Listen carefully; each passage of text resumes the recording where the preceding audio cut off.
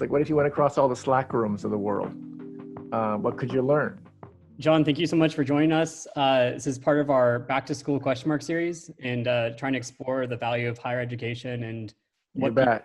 and students should do in this moment. Right. But I'm really thankful that you are here. You're someone that I've looked up to for a long time. And, it's just like your background is incredibly suited, I think, to this topic. For those who don't know John, he originally got his BA and master's from MIT. He got a PhD from Tsukuba University Institute of Art and Design in Japan. I also recently learned that you got an MBA as well. Oh yeah, those all don't matter anymore. No one remembers them. Hey, you're a Teal Fellow. That's like a bigger deal. I don't know about that. It's a pretty different deal, but Bigger deal, I think. But also, I'm jealous. But also your art has been featured all over the world in collections. Places, yeah, lucky. Mm-hmm. You were the president of RISD. Lucky. There we go. Well, all good. Let's go into it. So first off, just on background, maybe we can start with a quick icebreaker. Looking back, like at your childhood, would your third grade teacher describe you as a good student? Yeah, but the motivation has to be understood. My parents made tofu for a living, which is very hard manual labor. So if I liked being at school, it was more like I didn't like working at my parents' store. Yep. You see? It's like if I was at school, I didn't have to work as hard. So that's why I loved it. Loved school. It was like a relaxation, like vacation villa. What was your favorite subject growing up? Basically everything, because it meant I didn't have to work at the store. So yeah. Well, maybe you can give us a quick overview. Simple as that. Your educational journey and how you went. Yeah, well, I think I am part of the American dream of like, hey, your family has nothing, but if you work really hard, you can maybe succeed. Maybe education is that like ladder to success, and maybe if you get the golden ticket, all can happen really well for you. And so I'm just an example of that weird accident where I grew up in Chinatown, now called the National District of Seattle. Mm-hmm. Pretty decrepit place, and I ended up at the fancy of higher education and all this, that, whatever. And I'm still just looking back and realizing how lucky I was to have come from not a usual place, because higher education, usually the main customers are people who are not first generation to college. Yep. It's more often multiple generations to college, and so people like me were an anomaly anyways. How did you realize as a kid that this is where you wanted to go versus anything else? Well, didn't know like what kind of college to go to, where to go. My parents only knew Harvard or MIT. Maybe they like saw it in a movie or something. But again, grew up in Seattle, where that's on the East Coast. Yep. And like we never like went far away from the West Coast. And so I remember it wasn't until I was like in maybe 10th grade that I discovered that MIT, the M stood for Massachusetts. And I was like, whoa, that's far away. Yeah, it was like a dream as a kid. I wanted to go to MIT or Harvard. I remember now in 7th grade, I had a math teacher. So I was bused across the city because I was the lucky beneficiary of Dr. Martin Luther King Jr.'s work on civil rights in the 60s with all the teams that really transformed how America had to rethink unfairness. And I lived in the poor part of Seattle. We were bused across the city, like 45-minute bus ride back and forth to go to the nicer schools with nice books and cleaner facilities. And that's where I discovered a computer for the first time. Yep. And my math teacher, I won't say her name, but she was like really nice math teacher. And then one day she pulled me aside after class because she heard I wanted to go to MIT. And she said, John, you can't go to MIT. I said, why? Because you're Oriental. And I was like, oh, well, that's interesting. So I remember like going home and saying to my mom. My mom was like a third generation Japanese American. So she was like, hey, Mom, my teacher said I can't go to MIT because I'm Oriental, which also is a wrong thing to say too. And she said, what? But as a kid, I'm like, oh, fact, binary logic. I guess I can't go. So that was a funny moment. I remember moments like that. But because I had a high school teacher named Mr. Wakefield, Mm-hmm. who was a chemistry. He was a retired Boeing engineer, very large person. He was retired. He took an interest in me. In hindsight, he fought in the Vietnam War, probably really kind man. And, he heard that I want to go to MIT, and he's like, you can't get in there because you have to have all these things. Like you have to have extracurricular stuff, and you've got to have summer college, blah, blah, blah. And I was like, I got to work at my parents' store in the summer, Mm-hmm. and I can't do that. So Mr. Wakefield came to the store on a weekend to convince my parents that they should let me not work at the store in the summer and do the summer program in organic chemistry. And I was like, wow, like if he didn't show up at my parents' store, I don't think I would have gotten into MIT. You know what I mean? It's like Yep. he went out of his way. So when I think of education, the value of education is a few teachers like that. Yep. And if you just have one, your life's changed. And what did you expect when you went to MIT, and what was the sort of value you were expecting to get from college? No, I have no idea whatsoever. I just knew that my plan was to get there. First of all, I've never been to Massachusetts. So I Yep. remember getting off the plane, and I was like, whoa, is this why Sesame Street looks like that? Because I grew up in the suburbs in Seattle. And I was like, why is everyone out on the street? Like, why are there stoops, whatever? I was like, oh, this is like East Coast. Now I know why Sesame Street looks like that. The second thing was, I remember there were upper class people studying for the GREs and things like that. And I was like, what is that? And they were like, oh, this is to get into graduate school. And I was like, what's that? And so I remember calling up my dad saying, Dad, there's something called graduate school. And he's like, you better go to it, whatever it is. So anyway. It was sort of like, here's the path, and following the path, but not really reflecting maybe at the time. Well, I didn't know the path. No one told me there was a path. Yep. So Or perhaps yeah. following the next step in front of you of whatever you saw the path as. Well, so Yeah. going from master's to PhD, I mean, surely that was not necessarily the traditional next step in front of you after you'd done a master's. Technical. Well, it was a great thing because I was got my bachelor's and my master's in electrical engineering and computer science. My master's thesis is on parallel computers and semiconductor modeling in 3 dimensions, super that kind of stuff. Then I joined the PhD program at the Media Lab. And then I dropped out after a year because I had a bad professor. Oh, wow. Yeah, he was a really mean person. And that was great because in life, if you have a bad boss, it's transformative because you realize, oh, I kind of want to have a good boss, or I want to be a good boss, because if you have a bad boss, your life changes. So I quit and went to Japan, learned how to be a designer. Well, taking us back to that moment, what made you decide to go into design and go to Japan? I was always good at drawing and design things, but I didn't know you could make a living doing it. Yep. The closest model I had as a kid was many of our customers were gardeners or restaurant owners. And there was one person, he had a nice car. That was a dentist. So kind of wanted to be a dentist for a while.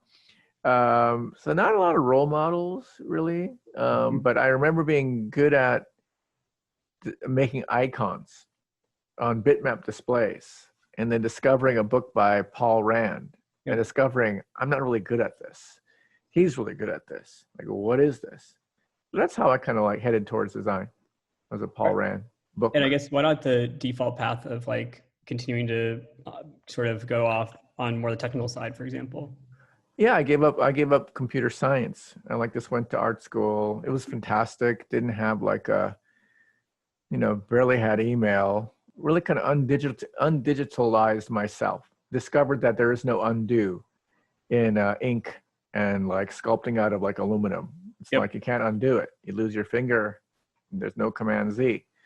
That was really great. And then I was lucky again because I had super classically minded professors in my program, and they said, if you're young, you should do something young with yourself. Don't try to be this old timer person. Do something young. So Steve Jobs had just come out with the next computer. And so I bought one, and I was like, hey, I forgot I could program. And so So I was like, whoa, this is amazing. You know, I was writing stuff in display PostScript. And then it was this realization that when I was a pure engineer, I Mhm. could make anything, but I didn't know what to make. Hmm. But when I went the design art path, I knew exactly what I want to make. So then having all these skills made it easy to kind of like take what I wanted to make and make it into something. And so then I was at the right time before the web began taking off, and then Java had just made multi-browser interactive experiences possible. So I began like being the person in 1990s, early 1990s, that could make these interactive things for different companies that no one else could out of HTML, like just images and stuff. So I could use computation to kind of unfold things on the other end. Server client stuff was still new, Yep. and it was too expensive for anyone to make on a team, but I could do it all myself. I had just been introduced to Paul Rand by the Paul Rand of Japan, Iko Tanaka. He was my mentor. And he was like, hey, you want to meet Paul Rand? And I was like, well, yeah, I'll go meet Paul Rand. I showed up at Paul Rand's house, and he came out and said, my assistant is sick, so you have to work for me all day for free. I was like, oh, cool. So I like sat down, started working for him. He was finishing his last book. Now I found design through his books, and there I was working on his last book. So it was Wow. kind of like magical thing. Around lunchtime, I was getting hungry, and you know how it is awkward. You go to a guest's house, you go to someone's house, and you're staying too long, and you're like, I'm kind of hungry, and this is out in the boonies of Connecticut, and so he comes out and gives me a sandwich. He made a Wow. sandwich, and he says to me, you know, I don't make sandwiches for everyone. Kind of really grumpy way, like, whoa, okay. And it was a bologna sandwich, and it's really good. And while I'm eating, he said, young man, I have something very important to tell you. So what? Make lots of money. And I was like, whoa, that is not what Yoda of design should say. But he said, let me get this straight. If you want to do something you do, if you want to do something you love, but yours doesn't make a lot of money. He was 81. Hmm. He was like, and he was self-made. If you want to do something you love to do, yours doesn't make a lot of money. If you do something you actually kind of don't want to do, you can make money sometimes. So he said you have to fund what you love to do with Hmm. what you're good at, making money at. And the example he gave was, you found me through that book, which was at the time a 5-color book, 4 colors plus silver. He Hmm. said, I paid for all those colors because the publisher wouldn't pay for it. I made it my way because I had enough money to put into what I love to do. And so next day I was kind of super stoked that I met Paul Rand, and I gave a job talk and I got the job. Fast forwarding quite a bit, you find yourself and you've been offered the position of president of RISD. 2008, 2009, super rough year for me, but it really forced me to understand the business of higher education, Yeah. because I was able to rebalance what was there financially, repilot its path to #1 ranking. That was kind of fun. That was like 6 years of great operational learnings. Yep. Was also able to reposition art education with STEM to STEAM. Which is That's how we another know software. Sarah in Yep. common. And Sarah was an early designer at Figma. And amazing work. yeah. Can you break down sort of the business model of college, as you put it? Oh, business model of college is a lot of the money that's required to run that giant footprint of a university, which is kind of like a Disneyland. It's like a physical experience. You either can run part of it on endowment, Hmm. or we can run all of it on tuition. And if we're running all of it on tuition, you're a business. And therefore you have to make business-like decisions Yep. around, do I take people who are full pay or not? And if you take only people who are full pay, you end up skewing the cohort to people who can afford it. Hmm. And as you know, when you mix different people from different backgrounds, you get a better, it's like a company, like you wouldn't want everyone who's the same. Yep. You get a better cohort. So it's really about how do you work the science of filling up a class that's sufficiently for socioeconomically diverse and other factors as well, and pay down the technical debt of the buildings, pay everyone's salary, and you have to be lucky you have an endowment. But when times are bad, as you know, suddenly, whoa, I just lost that, like the juice fountain stops. There's no punch coming out of the juice fountain. And that's what makes universities also susceptible to like panic when economic dislocation occurs. So I feel kind of lucky that I got to understand the entire model fail. And how do you at the same time, rethink how higher education works in a way that I strongly believe in, which was scholarship based. Like, how do you actually make it more affordable? How do you make it more inclusive? So I did both at the same time. I made the classes more inclusive from a socioeconomic perspective. And I was able to pay down debt, a lot of technical debt, actually, make it more efficient. And a lot of what I did was so-called digital business transformation of RISD. Like a month before I arrived, I moved RISD over to G Suite. It really didn't make everyone happy. But now, many years later, I'm forgotten, which is great. It's like, oh yeah, we have easy document sharing and everything. You know what I mean? Yep. So some degree of modernization, but getting back to like the customer, I guess. Yeah. Who are the customers of higher education, and what are the students problems solving? Yeah. Yeah, the customers are the students, and the investors are oftentimes the families. I think that was something that I brought to the business that was slightly unorthodox, because I think that oftentimes presidents, the faculty are the customers, and the board is the investors. So I'm just like design thinking is about your customers, right? So I'm like, hey, my customers are the students. So I'm hanging out in the cafeterias. I'm like walking around campus. I'm doing customer research.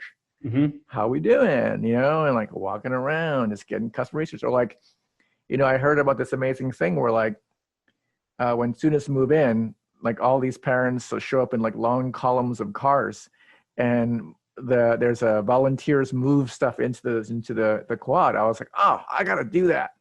So I like put on shorts, t-shirt, show up. This is like my first month as president, and I'm like moving boxes. I'm like, who is this guy? And I'm moving boxes, and I'm doing customer research. Like, so like, why did you send your son or daughter here? Like, it was great, But then people are like, why is he doing that? That's not how you're supposed to do it. You have to be presidential. But a lot of my pardon me? You broke some mental models. I broke a lot of mental models, and I felt pressure year over year to stop. But I loved doing it because I could then understand my customer so much better. Like whenever I'd interview like one of the students, it was like, or parents, they would say like, I'm not sending my kid here to become an artist. I'm sending them to become an innovator. Things like that. Or I'd be hanging out like in the quads in the evening. I would eat in the dining halls and like just talk to random students sitting around. And, some of them didn't want to talk to me, so I would like give them space. But, sometimes I would learn things like, transfer students were often the happiest students because they were picking the school and they were able to move their center of gravity from another school because they wanted to go there so badly. So I loved how they were slightly different in how their experience was. You can notice how they were slightly excluded because they weren't there the first year. But I was just really interested in all the different things, and I noticed how like if admissions brings them in and then careers brings them out, but admissions and careers never talks to each other. So I would like collapse that. And so like, hey, I think we got to hang out, right? Because you're like input, your output, you're promising, you're delivering. Let's like, uncomfortably do this. And success to me looks like the students sort of benefiting each step of the way because the systems are better. And ideally it has none of my fingerprints. Like one of my favorite hacks was, I remember when Jack Dorsey was sort of post-Twitter, had this really ridiculous idea called Square. He like 3D printed his first batches of like, audio jacks, credit card readers. And I was like, hey, can I get some of those? And they're like, why? I want to give them away at commencement. So we were probably the world's largest deployment of Square at commencement. And so like, gave it to everyone, right? And everyone's like, a lot of people who are like, what is this stupid thing? Like, what is John doing? And like, what? That's year one. Year two, like, what is this thing? Whatever, John, like, who needs this, whatever. Year three, there was someone who was pretty against me, sort of like saying, hey, you want to come to Woods Gary, the exhibition, we've got a pop-up shop, because I like to shop. Yep. Pop-up shop again, but this year, John, we're taking credit cards. And I was like, no way, how are you doing that? And I said, we're using this thing called a Square. And I'm like, what is that? And they're like, oh, it's a mobile payments device. Take credit cards. Fantastic. I'll see you there. So that to me is like success. Yep. As you think about sort of the value of college, and maybe it's the value to students, the value to parents, all the stakeholders, but I'm curious, like there's so many different theories on what a college degree means, what going to college means. It's like the theory of human development, of signaling, of network. I mean, as a way to advance your career, like what do you think it is? I think it's for rich people, because it was always for rich people. Think of like in the UK, like, Oxbridge or whatever. That's not for poor people as far as I can tell. I don't really know, but I think it's for like the upper class. So I think that university has been for the wealthier class, but what transformed universities in the late 1900s was the GI Bill. Again, biasing more towards men, which is a problem itself, but returning GIs could go to school for free. So it actually broke the socioeconomic barrier for like roughly a period of like 15 to 20 years. And I would argue that that's how all this innovation seeds were planted. Whether it's the Andy Grove or whatever, all these legendary things came from, I think, this cross socioeconomic population thing. So I say it's for rich people, but I say that universities are great when they attempt to mix socioeconomic diversity backgrounds, because that's going to actually create more catalysts for innovation in the future. And that's the systems view. I'm curious from the individual student view, if you're someone who, across economic spectrum, if you're looking at college, if you're a high school student right now, a high school senior, or maybe a high school senior back in 2012 to make it not as dramatic as today. What do you think they're looking for? I think I suffer on the side of being somewhat always kind of, I didn't know why I was slightly unconventional. It was because I grew up without money. So having a job is a really good thing. It's not a bad thing. It's not embarrassing. I was like, oh, I can get a job. I can pay for whatever. So I think I've always been a pro-job person. So when I arrived in the scene, I remember people were asking me like, why am I trying to make the careers office important? And I was like, because the parents as investors are kind of wanting students to be successful.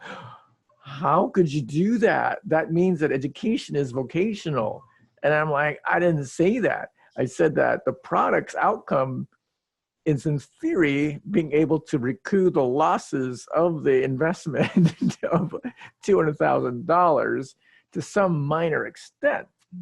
But that message is always going to be ill-received in academia, mainly because when you're a professor like I was, you get a salary, you get benefits, it's like it's a job, and you're kind of like trying to tell everyone that there's this amazing world of your mind, but that's because you yourself, that's your job. And so for me, the reason why I left that world is because I remember like it was in 2009, like everything's crashing or whatever. And I remember like at commencement, I'm shaking everybody's hand. I felt really bad because I was like, are you going to have a job with the stuff that you've learned here? You've learned a lot of great things about, identity and incredible skills and all those things, but are you going to get a job? Are you going to be able to survive? And because I met so many graduates of RISD who were all in this camp telling me, like pulling me aside and saying, make sure you tell the students it's okay to make money. It's okay to have a job. It was like a consistent refrain. Aside from the super elite who were doing well in the arts and design, they would pull me aside and, like tell students it's okay to have a job. It's not beneath you. So And parents seem to validate that. They just say, yeah, we love what you're doing with careers. Fast forwarding to today, we've got sort of this unbundling almost of the college model. Oh I my think, gosh. It's incredible, isn't it? COVID-19 era tell me college. what you're seeing. Like many universities and colleges weren't exposed to technology, right? They were late. Mm-hmm. And I'm really struck by how disadvantaged they are in terms of their transformation journey technologically. So when you add in like work from home or teaching from home or whatever, it's devastating because you don't deliver the Disneyland experience. Yep. You know, like what was it? I realized how important campus was when I was I think my second year. I would eat in the freshman quad cafeteria, and I was like, I didn't understand why everyone wasn't on their phone as much. And I realized one of them said to me, well, because we have our friends here, we don't have to go onto Facebook. And they're like, when they were in high school, they didn't want to be at home. Mm-hmm. That's why they were online. But they were on a campus, they're like, it's so much better. I can like stand in one place and bump into 10 people. I can Yep. poke them all at once. That's old. I know Facebook's old, but you know what I mean? So I think you lose Disneyland. And I think that is what you're paying $60,000 for. So if you're now saying, oh, no Disneyland because of COVID, we need you to go to lynda.com equivalent and take video classes, and you know what I mean? Mm-hmm. It is not the same product. So I love this disruption. It is a time for like, wow, it's so exciting. I remember when iTunes University came out, it was like, wait a second. So like when the best lecturers in physics can be on iTunes University, meanwhile, your professor might not be nearly as clear as the one from Yale or whatever fancy brand, or even non-fancy brand. Why would you want to listen to a lecture from someone who's not as good as the other person? You know what I mean? So I'm kind of like, oh, wow, so cool, so interesting. If you were a student today, faced with the decision of Oh, whether you're going to go back to school next year, I mean, I yeah. think that on one side, maybe you're not coming from means. You've got you're really trying to make sure that you have a job coming out of college. On the other side, you're facing the prospect of potentially going to more debt in order to not have the Disneyland experience, to just attend classes on Zoom. What do you do? If you don't have means, you need to calculate the ROI of spending for, paying for a 4-year subscription to a very expensive product, and whether you believe that brand that you're coming out with is going to mean something. And I would suspect that we'll have a bias against 4-year degrees during the COVID era because there was less Disneyland in them. I wonder that would hurt you. At the same time, the economic impact of COVID is so hard to predict. If you were to instead try something else, build a startup or just work, there's not that much work for you as well, right? Because it's intellectual work is prioritized versus manual work. I would definitely invest in computer science in general. I mean, people say it's like the jobs will shrink in this sector, but I think it's like a better bet than a physical job. Maybe instead of spending, 60 something thousand dollars for that first year, invest in a few coding schools, coding networks, or like digital design-ish tech networks if they're that kind. And then maybe, when colleges turn back on, you can like go do it when it turns on in a year from now. If you're worried about the ROI calculation being negative in your favor, which I think you kind of might want to be. I think going back to the ROI calculator, what fields do you think that ROI might be positive versus negative? Oh, that's a good one. Yeah, that's a good way to. If you look at like education, higher education in general, I like to frame it more as stuff that ain't changing. University is great for it, like medieval history. Go to college for that. English. Go to college for that.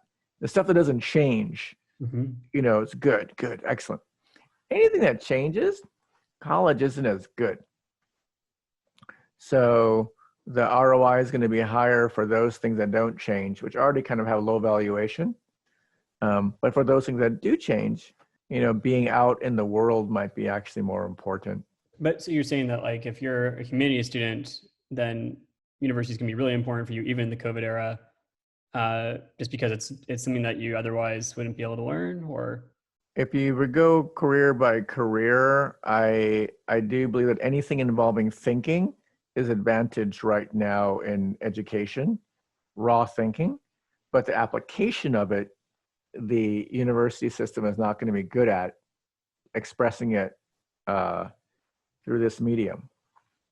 It's not designed, it knows how to deliver it through Disneyland or through physical, rituals, but it's less good at that.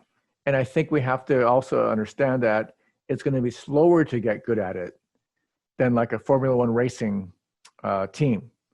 So I guess like just going back to the student example, if you were a student and you had the choice to make of going back or not going back. Depends. Yeah. If you have means, go back. If you don't have means, you're putting a lot of money into a product you might not get a lot out of. Yep. And if you really want to have a job, maybe this is a good gap year to learn. So for a student that's going after that first internship or their first job is going to be a year long, if they decide to take that route instead, what advice do you have for them from the careers perspective? Reputation building is looked down upon depending upon, what you do. But I got to say that, being able to build that reputation of work and to be able to sell yourself is so critical as a skill, as as a founder. So I think even if that were learned, that's sort of money in the bank you would never learn in a university. So I think that would pan out well. But again, you just, if you can't make any money, you can spend money, put it into college. It depends like what's your risk tolerance. Yep. And then I guess like if you're going for that first job, if you're advising someone on that, like how do you advise them on structuring their search or sort of thinking through how to find that, make contact, get the job, especially if it's their first time doing this? It's about the network. And the problem with someone who has less means is they don't have a network. So what I like is that so many people are offering office hours now, for people who are out of network. And taking advantage of that as a route to getting a job is so much better. As you know, I think that isn't obvious to everyone. It isn't that you apply and get lucky. It's that you did the work of building a relationship that made you advantaged. Yep. So go out, find those people to talk to. Find the people who will help you find that job. Zooming out a bit, like should employers require a college degree? No. Okay. Absolutely not. How do we get to that world? Wow. How do we remove bias in our world? I will say that I've come to learn how it is not an important factor for me when hiring. Like absolutely not. And for anyone who doesn't have the degree, who's working out there, who feels that they're somehow less, I say, no way. So how do we break that stigma is so important. To finish up, any last words you would give a student who's contemplating what to do right now? Oh, well, if you have means, you're so lucky. If you don't have means, build your network, do a cost analysis, trade-off. And if you just spent time backpacking across all the Slacks and office hours of the world, you might actually give yourself some momentum that you might not have had because everyone who's out in the world is now stuck at home and their mentoring ability is actually quite high. So if the capacity is, the supply is high and the demand is low, because most people will be risk averse and head towards college, do the math. Trade-off. John, thank you so much for joining us. Thank you. Your brain. All right. Well, good luck.